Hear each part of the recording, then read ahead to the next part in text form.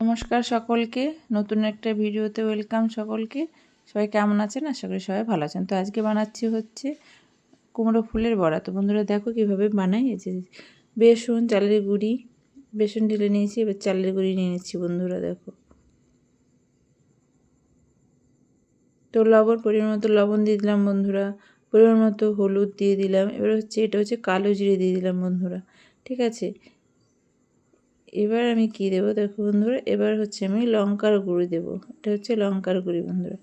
তো লঙ্কার গুঁড়িও দিয়ে দিলাম পরিমাণ মতো।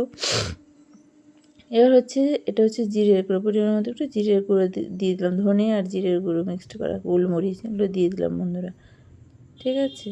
তো এটাকে ভালো করে মিক্সড করে নিয়ে বন্ধুরা দেখো, এবার ভালো করে মিক্সড করে নিয়ে এটাকে আমি জল দিয়ে বাটারটাকে তৈরি করে নেব। জল দিয়ে নিলাম, পরিমাণ মতো জল দিয়ে বাটারটা তৈরি করে নেব।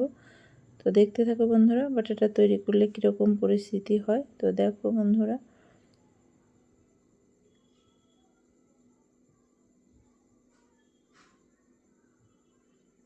তো বন্ধুরা দেখো আমার বাটার রেডি, দেখতেই পাচ্ছ, ঠিক আছে। তো বন্ধুরা আমি কুমড়ো ফুলগুলো এই যে পরিষ্কার করে ছাড়িয়ে নিয়েছি, ধুয়ে নিয়েছি। তো এবার হচ্ছে কুমড়ো ফুল এগুলো বেসনের মধ্যে দিয়ে দিলাম, দিয়ে এবার আমি হচ্ছে এক একটা করে ভাজবো বন্ধুরা। যে তেল গরম হয়ে গেছে, তো আমি কড়াইতে দিয়ে দিচ্ছি, দেখুন না।